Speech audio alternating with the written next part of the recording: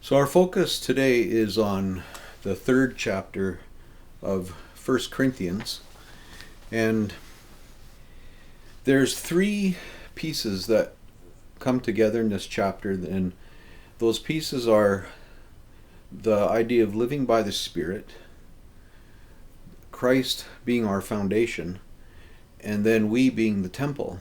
And so one of the things I want to find out today with you is, how do these three things, which are all important, how do they kind of weave together and make sense together? And so as we go through this text, hopefully that will begin to make sense. So before we get started though, what I'd like to do is get you to have a discussion on what does it mean to live by the Spirit. When you hear that phrase, live by the Spirit, what kind of ideas come up in your mind, and how does that sort of seem to play out in your life? So take a few minutes and think about that, discuss that, and then we'll come back in just a second.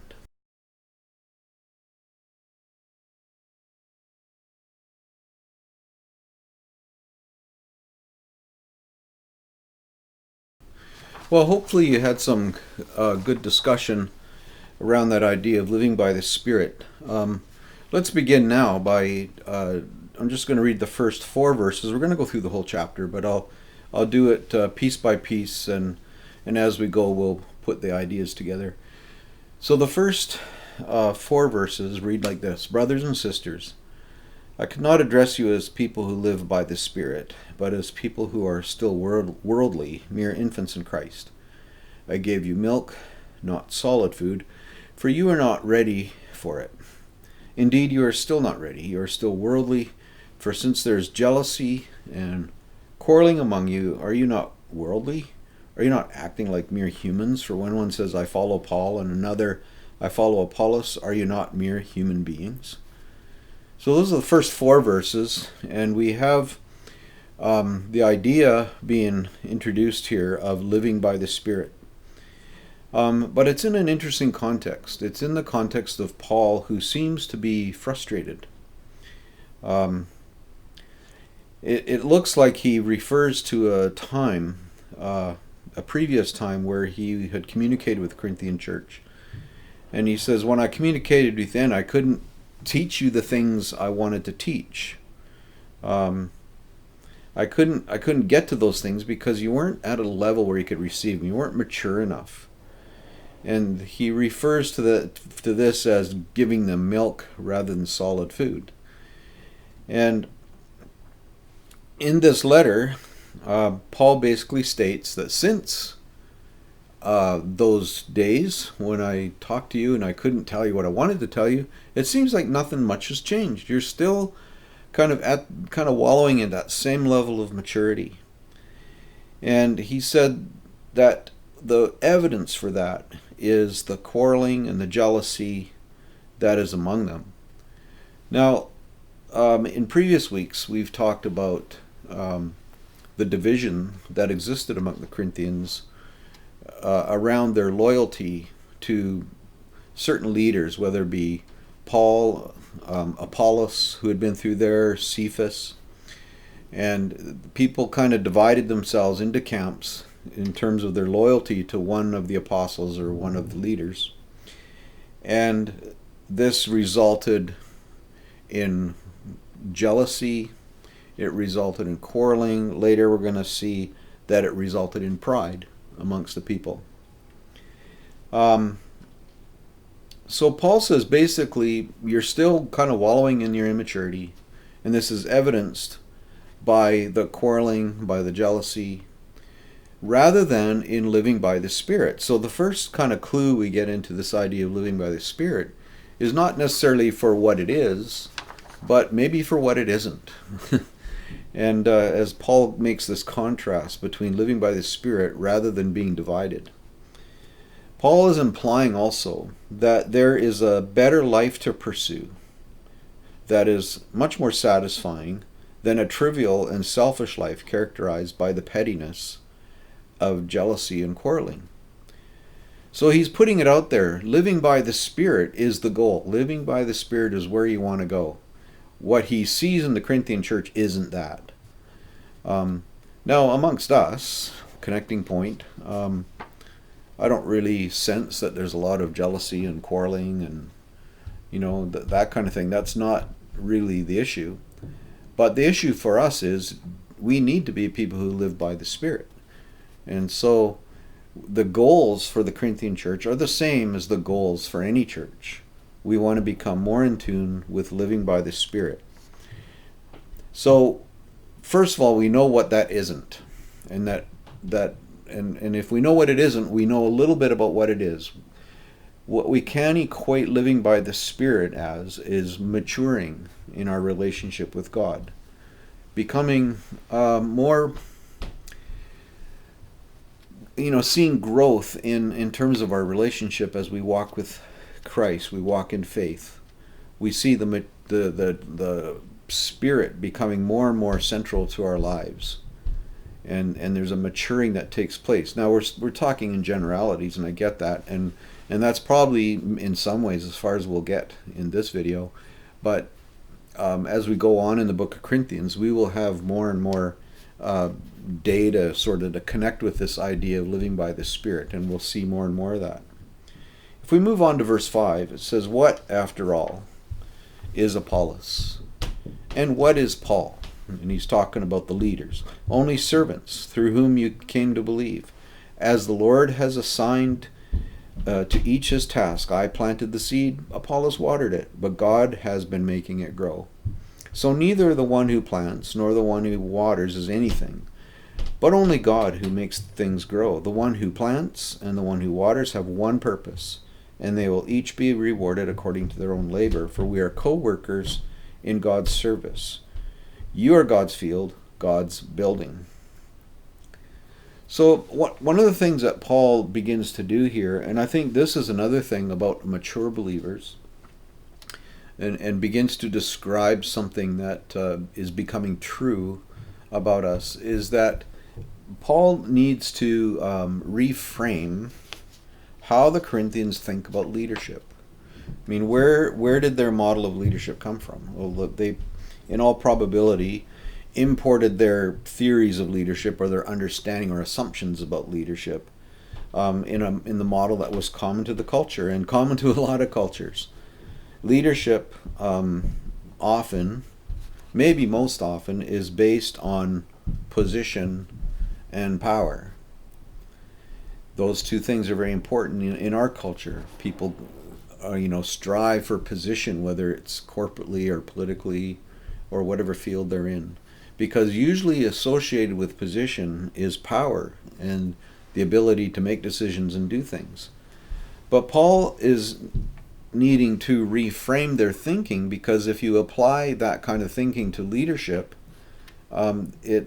you begin to have a skewed idea of what the church is all about. So Paul reframes their understanding.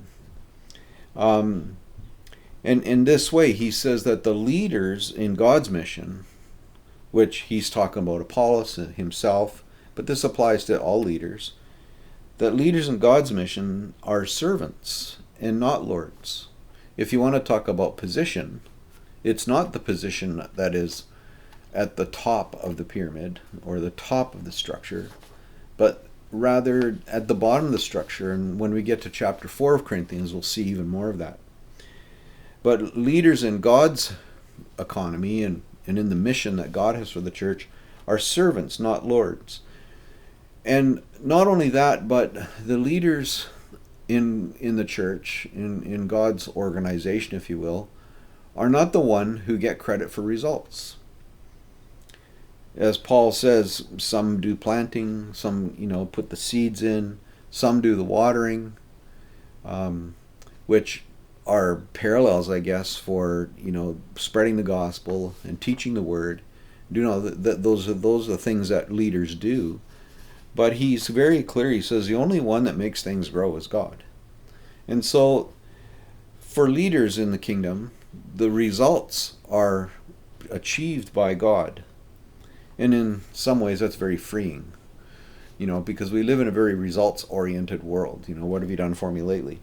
Um, he also has a different kind of description for leaders, and he uses this term co-workers. We would probably use the word team, but leaders are effective when they function as co-workers. They understand what their place is. Paul said, my place was planting seeds. Apollos' place was watering seeds, right? And he said, so we understand how we work together and understanding how they fit together. Now that's not only true about leaders, but that's true of the whole body of Christ. Is one of the ways we become effective in as a community is we begin to see how we fit together, and how our gifts and our callings, how they complement one another. So he's talking to these people who are quarreling and they're arguing. There's jealousy. They're not, and this betrays that they're not, fulfilling, the goal of living by the Spirit, and that's not really happening. They're still immature in their walk with Christ, and another evidence of their immaturity is how they view leadership. And so Paul's finding it very important here to kind of reframe how they think about leaders. So now we're going to go to another discussion point, another table talk I want you to take some time with. And I want you to answer this question. Why is Paul's understanding of leadership so important to the church? Okay, I'll be back in a few minutes, and then we'll carry on and bring this thing to a close. Okay, see you in a minute.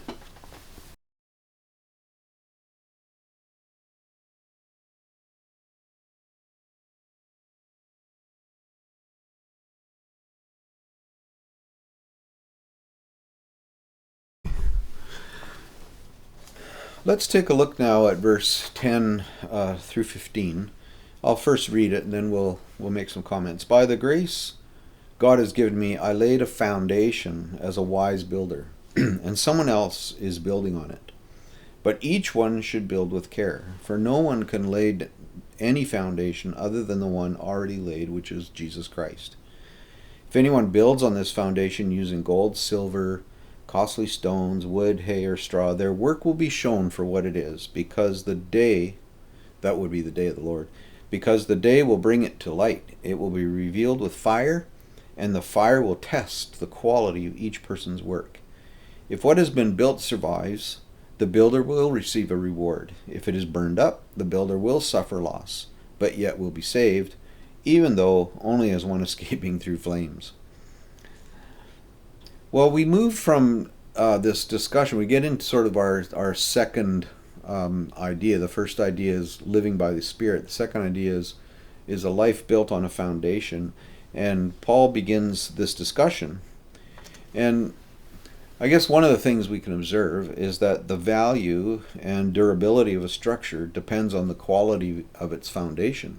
He talks about it being tested. He talks about fire, and if the fire comes and something's left, then it was good. Which is a warning to anybody who's teaching the scriptures. What are you teaching? Is it of eternal value? What value does it have?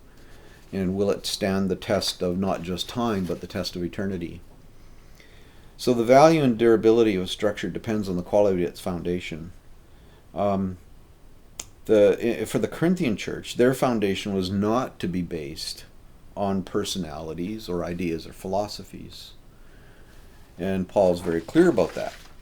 He says in here, the only sure foundation is a relationship with Jesus Christ.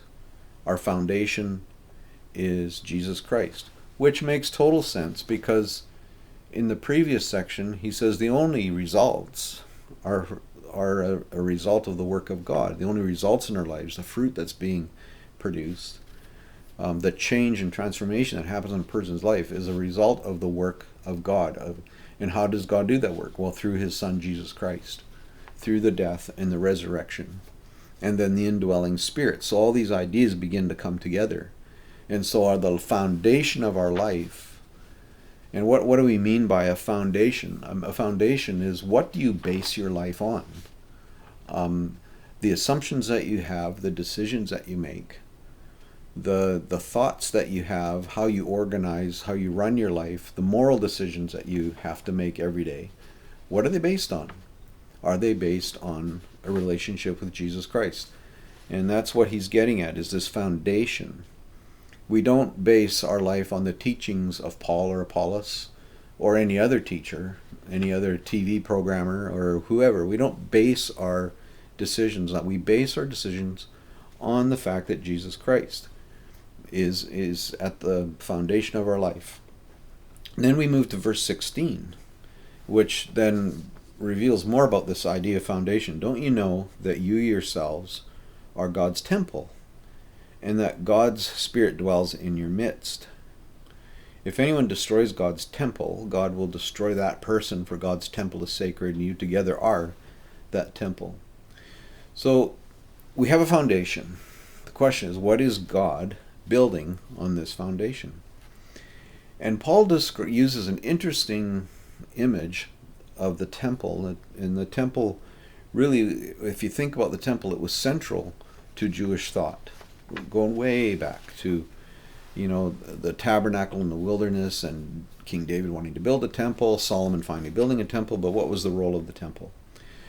And then Paul describes a person as being God's temple, and he says that together we are the temple. So we are the temple, and together we are the temple. So there's both an individual and a community aspect to this temple. And why is that important? Well, hearkening back to that idea of the temple having a particular role in Jewish history and Israel's relationship with God. In Jewish understanding, the temple represented what? It represented the presence of God, or in a sense, where heaven and earth come together. And that's an interesting idea too, because wherever heaven and earth come together, what happens? Well, even in the temple, there is a death. In the Old Testament, there was the sacrifice of a lamb, when heaven and earth, when the presence of God in direct connection with earth, there is this holiness, and it comes in direct connection with earth. There needs to be a death, and so the sacrifice did that. So when God's presence, if we are his temple, then we play that same role. In you and in us is where heaven and earth, in a sense, come together. And what makes that possible? Well, a death. And of course, that's the death of Jesus Christ. But death couldn't hold him, and Jesus was raised from the dead. But at the same time, there's language all over the New Testament of how we die to self, and as we become like Christ. And so in that way, we're a temple. But what else does the temple represent? The temple represents the presence of God. And so you and we, the individual and the community, we represent God's presence on earth. We're going to come back to that idea in the final table talk question. So keep that in mind. What is that about? In verse 18 we go on. Do not deceive yourself. If any of you think you are wise by the standards of this age, you should become fools so that you may become wise. For the wisdom of this world is foolishness in God's sight. As it is written, he catches the wise in their craftiness. And again, the Lord knows that the thoughts of the wise are futile. So then, no more boasting about human leaders. All things are yours, whether Paul or Apollos or Cephas or the world or life or death or the present or the future. All are yours, and you are of Christ, and Christ is of God. Interesting, in this last few verses of the chapter, Paul makes this kind of, I guess it's an indirect comparison of the wisdom of the Corinthians with that of Job's friend in verse 19 of this chapter, and then in Job 5:13 is that quotation, he catches the wise in their craftiness. And in a sense, it's like Paul is kind of calling on this story of Job, if you remember that, to talk about how futile their wisdom was, and that nothing really has changed. We have the wisdom of the world, we got all this kind of clever thinking, but just like Job's friends had all this wisdom and cleverness to share with him about his plight, none of it was worth anything. None of it was going to solve Job's problems. And that's the same with the Corinthian people. Who's wise among you, right? Paul's message is just stop the foolishness. Just stop it. He says, you have access to all these leaders. You have the teachings of Apollos. You have the teachings that Paul brought. You have the teachings. And you have more than that. You got the whole world in front of you. And the point of it is that they have access to so much, but they are of Christ. And you can have that, but you got to bring it back to being centered on the foundation of Christ. That is the foundation of who they are, the person of Christ. So, the idea of living by the Spirit. And we have these three thoughts: living by the Spirit, the temple, and the foundation. Or the foundation and the temple would be the right order. So living by the Spirit, we learned early in the chapter what it's not. But we find out a couple things about what it is. Living by the Spirit is understanding yourself and the church as the temple, representing the presence of God. Well, that's only possible because of the presence of the Spirit in our lives.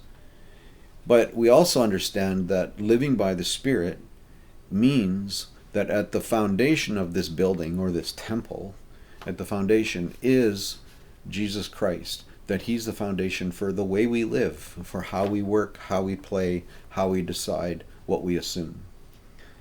And so those three things, they really do come together: living by the Spirit, making us a representation or the presence of God through the temple, but it is based on the foundation, who is Jesus Christ. So I want you to end your time, this particular time together, with this table talk. What is the significance of you, as well as the community of all believers, living by the Spirit, being the representation of God's presence? Why is that significant? And how does this shape our mission in the world? And when you've had a chance to think about that question, you may want to talk about the question first and understand it better. But at the same time, once you've had a chance to talk about that, take some time to pray for one another. And pray in a sense that because each one of you is a representation of God, you are, in a sense, the presence of God in this world. How does that shape how we take responsibility for the mission that we have, that Jesus gave us, to go into all the world, preach the gospel, and make disciples? And in the next video, which you'll look at next week, will be 1 Corinthians chapter 4, and we'll carry on. Okay, bless you.